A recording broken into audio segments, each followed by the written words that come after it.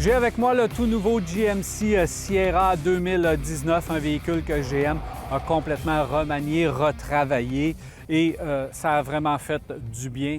Plus précisément, j'ai la version AT4 qui est une version hors route, une version extrême du véhicule, une des 8 versions différentes, des versions qui sont aussi déclinables. Donc, ça fait pas mal de versions, pas mal de choix. Il y a aussi plusieurs moteurs. Mais juste avant d'aller plus en profondeur avec cette version et aussi le véhicule, je veux vous rappeler, je sais qu'on vous en a parlé, mais je veux vous rappeler un petit peu qu'est-ce qu'on a fait au véhicule, au Sierra et Silverado. Évidemment, il y a les deux versions. On parle seulement ici du GMC Sierra, mais il y a effectivement les deux versions et à peu près tout ce que je vais dire s'applique aux deux versions, évidemment. Premièrement, on a retravaillé le camion, comme j'ai dit tout à l'heure, mais on l'a travaillé en profondeur. À commencer par le nouveau châssis, ça a fait vraiment du bien. Donc, un nouveau châssis qui utilise plus d'acier à haute intensité, donc beaucoup plus rigide, mais on n'est pas arrêté là sur le châssis. On a retravaillé les attaches de suspension. Tout ce qui se rattache au châssis est plus gros, de plus grosses dimensions. Et également, on a changé le positionnement des roues. Ça, c'est pas banal, ça veut dire beaucoup de choses parce que dans ce nouveau châssis, on a envoyé les roues beaucoup plus vers l'avant et beaucoup plus vers l'arrière, ce qui fait que ça nous dégage de l'espace un petit peu partout. Donc, les suspensions sont repoussées en avant, repoussées en arrière et ça permet d'avoir plus d'espace au niveau du compartiment moteur, plus d'espace cabine et aussi au niveau de la boîte. Donc ça, c'est quand même quelque chose qui est assez le fun. Autre chose intéressante, on a aussi utilisé de l'aluminium. Donc l'aluminium au niveau du capot, des portières, également au niveau de la boîte, du haillon. Donc on a réussi à sauver 180 kg au total. C'est pas banal. Lorsqu'on sauve un petit peu de poids, c'est de l'économie de carburant, c'est de la capacité de tir, de la charge additionnelle. Donc, ça fait du bien, évidemment, lorsqu'on sauve un petit peu de poids parce qu'on veut de l'économie de carburant. On a fait d'autres choses pour l'économie de carburant, je vous en reparlerai un petit peu plus tard. Autre chose, ce qui est le plus important. Quand on a un pick-up, un camion, on veut qu'il y ait du punch. Et là, GM se sont fait dire assez longtemps qu'il n'y avait pas de punch, que Ram était supérieur, que Ford était supérieur, qu'on n'avait pas un devant assez agressif. Là, il est agressif. C'est sûr qu'on a la version AT4 qui est la version peut-être la plus agressive du véhicule, mais ça reste que regardez le devant. Là, on a vraiment travaillé très fort. On a mis un devant justement avec une bonne présence et ça fait du bien au camion. Même que Ram a été adouci un petit peu, puis là, on dit que c'est peut-être le plus agressif. Ça sera à vous d'en juger. Mais on n'a pas arrêté juste là au niveau de la carrosserie. La calandre active, on a retravaillé l'aérodynamisme. C'est un camion, des fois on dit, pas important l'aérodynamisme. Oui, c'est important. On a travaillé toute la gestion de l'air dans la calandre en avant pour justement expulser davantage l'air au niveau du toit et du côté, même le dessous du camion, tout a été pensé. Alors, on a quand même bien retravaillé. J'ai la version AT4. Version AT4, évidemment, là, version hors route. Regardez-moi ces pneus agressifs. Dégagement de suspension, c'est 2 pouces un petit peu plus haut. On a une moulure plastique contour d'aile également, donc garde au sol un petit peu plus élevé. On dit hors route, mais bon, aller faire du vrai hors route avec une camionnette, ça prend vraiment... Faut être courageux, là, parce que la version AT4 que j'ai ici, c'est 78 900 $. Fait que, allez faire du hors-route si vous voulez, tant que vous voulez. Mais moi, je vous conseille de l'acheter pour le look. Chemin de gravier, on va au chalet, on transporte des affaires. Je pense que ça, c'est beaucoup plus adapté à ce type de camion, surtout avec les marchepieds. Aller hors-route, c'est tel que tel. Mais ça reste que c'est une version agressive du véhicule. Au niveau visuel, on a travaillé fort et on va le voir tantôt, un moteur plus puissant pour cette version.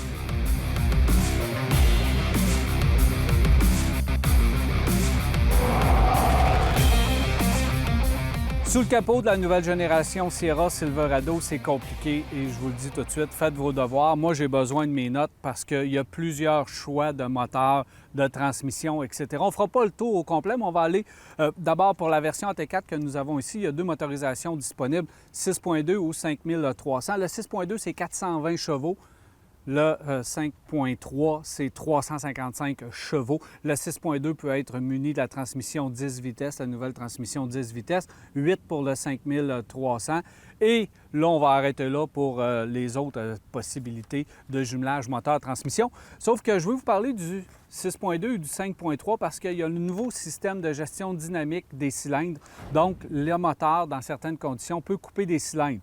Et là, on peut tomber 2 cylindres, 3, 4, 5 ou 6, 7, 8.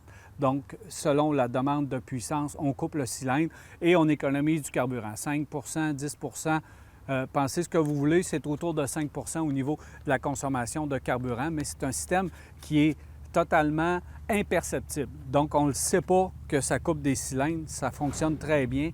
Par le temps passé, on pouvait avoir des fois des hésitations, on pouvait le savoir que des cylindres étaient coupés. Alors, c'est vraiment très bien. Autre motorisation, c'est un tout nouveau moteur. Et là, GM ose parce qu'on peut avoir dans certaines versions le tout nouveau moteur 2,7 litres, 4 cylindres turbo. 310 chevaux, c'est quand même assez impressionnant. 348 livres pieds-couple. Capacité de remorquage avec ce moteur 4 cylindres de 6900, donc c'est tout près de 7000 livres. Alors, c'est très bien et c'est de l'économie de carburant. On parle de 11,8 litres au 100 km en moyenne avec ce moteur-là. Pour des gens qui utilisent le camion, charge léger en arrière, on ne tracte pas beaucoup, on fait surtout de la ville. Ça peut être un choix de motorisation intéressante. C'est un moteur turbo, par contre, il faut être spécifique au niveau de l'entretien. Et aussi, il y a un moteur Duramax 3 litres, 6 cylindres en ligne, diesel, qui est disponible aussi. Avec les choix de transmission moteur, type de différentiel, alors évaluez bien vos besoins pour être capable de trouver le bon moteur sous le capot de votre camion.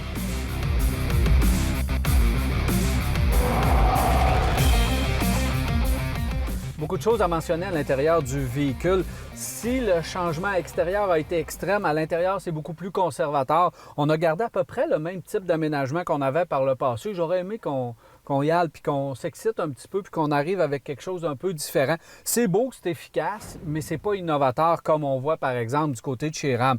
Si on regarde le bloc instrument tout à fait conventionnel, par contre, j'aime le positionnement de certaines choses. Par exemple, là où on peut choisir son système de 4 roues motrices, c'est assez bien positionné, très haut, donc ça, c'est une bonne chose. La console centrale également, la même affaire. On aurait pu agrandir un petit peu l'écran là, pour arriver au goût du jour avec la concurrence, mais le système d'exploitation, très facile, très simple, bravo. Ça, c'est vraiment très bien. Le reste de l'aménagement de la console est aussi conventionnel, même si on a beaucoup de rangements, beaucoup d'utilité avec l'électricité et tout ça. Le positionnement de la remorque et de l'aide à la remorque, assez bien fait également et on peut le manipuler facilement. Ça, j'aime beaucoup. Le bouton démarrage. Je ne sais pas pourquoi on a placé le bouton démarrage aussi bas et en angle également.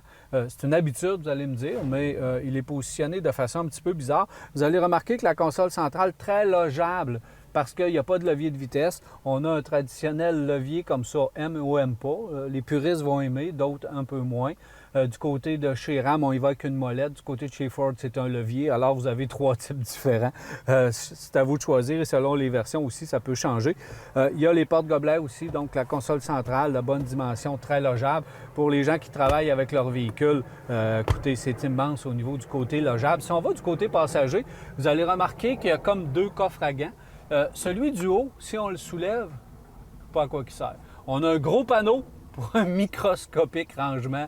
Alors ça, je trouve ça assez particulier. Et c'est un peu plastique aussi. On retrouve un petit peu de plastique. Mais pour cette version ici, également, on a des sièges de cuir, on a des appliqués. Le confort est là. L'insonorisation est là. Bon, là, ça, c'est la version AT4. Si on parle d'insonorisation, on a des pneus très agressifs sur le véhicule qu'on entend évidemment. Et c'est le 6.2 version hors route.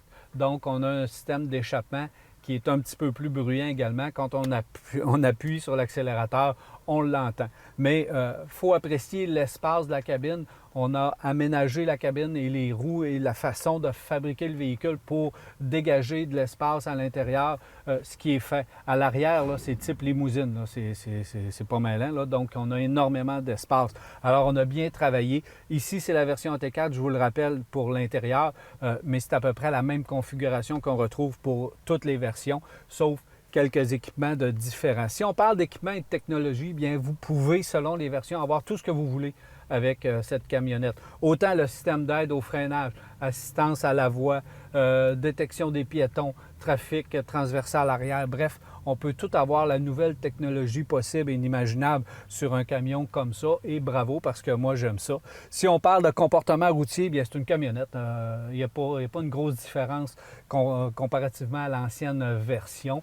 Les moteurs sont performants, sont puissants, surtout le 6.2 à 420 chevaux.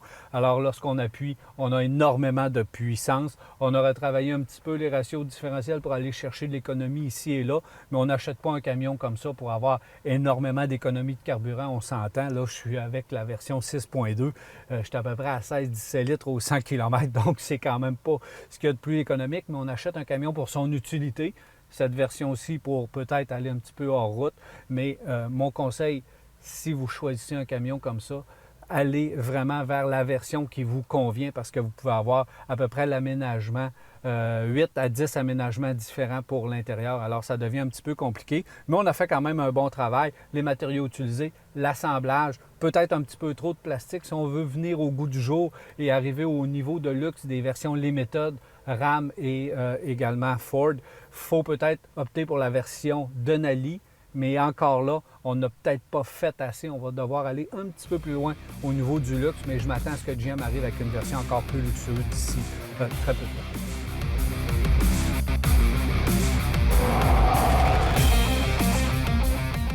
À l'arrière du camion, beaucoup de choses à dire. D'abord, lorsqu'on achète un camion, on veut être capable de l'utiliser. On va avoir des caractéristiques innovantes et GM a bien pensé les choses. D'abord, si on regarde le pare-choc, la marchepied ici pour pouvoir avoir accès à la boîte est vraiment de bonne dimension. Ça, j'apprécie beaucoup. Attache remorque, évidemment, et les attaches aussi sont bien positionnées. Gardez en tête l'attache remorque, je vous en reparle dans un instant. Le haillon, 4 types d'haillons différents, donc choisissez le vôtre. On en a même un électrique. On le remonte et on le baisse de façon électrique. Mais celui-ci est assez révolutionnaire. Vous l'avez peut-être déjà vu dans les publicités. Vraiment le fun. D'abord, au niveau visuel, il est déjà très, très joli. Et on voit ici un tout nouveau panneau de commande parce qu'il y a différentes sections. Première section ici, on peut abaisser tout simplement la première section. Ça, c'est déjà le fun. Et on pèse ici pour baisser la deuxième section. Et là où ça peut être intéressant lorsqu'on travaille avec son camion, c'est qu'on peut l'utiliser comme marchepied. Et là, on a 2-3 choses à faire et nous voilà avec un marchepied facilement utilisable.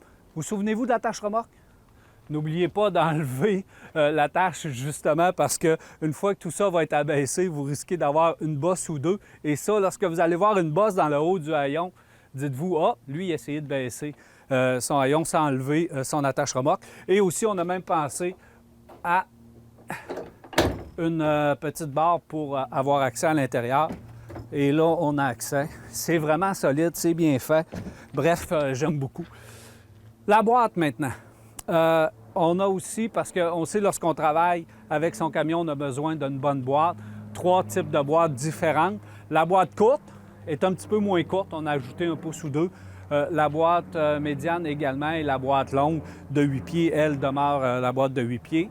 On a retravaillé les surfaces également, donc on peut avoir de l'acier haute intensité, donc pour la boîte beaucoup plus robuste, ou encore une première de l'industrie, une boîte en fibre de carbone.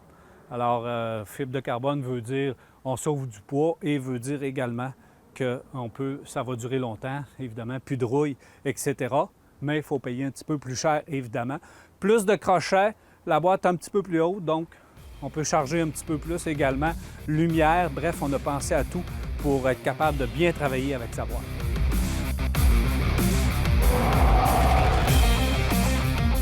On ne peut pas reprocher à GM de multiplier les efforts, multiplier les versions de camions également afin de rester compétitif envers Ford et Ram, surtout parce que c'est les concurrents visés.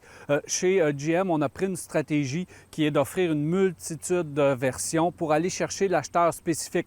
On vise l'amateur de chasse, de pêche, de loisirs, celui qui va utiliser son véhicule pour travailler. Donc, on essaie d'avoir un camion pour chaque type d'utilisateur et ça reste quand même une belle stratégie. Ça peut être un petit peu étourdissant pour l'amateur qui veut magasiner un camion. Il faut redoubler d'efforts, il faut faire son travail pour réussir à avoir le bon moteur avec le bon ratio différentiel, la bonne boîte, la bonne cabine et tout ça, oui, je comprends, ça peut être un petit peu étourdissant.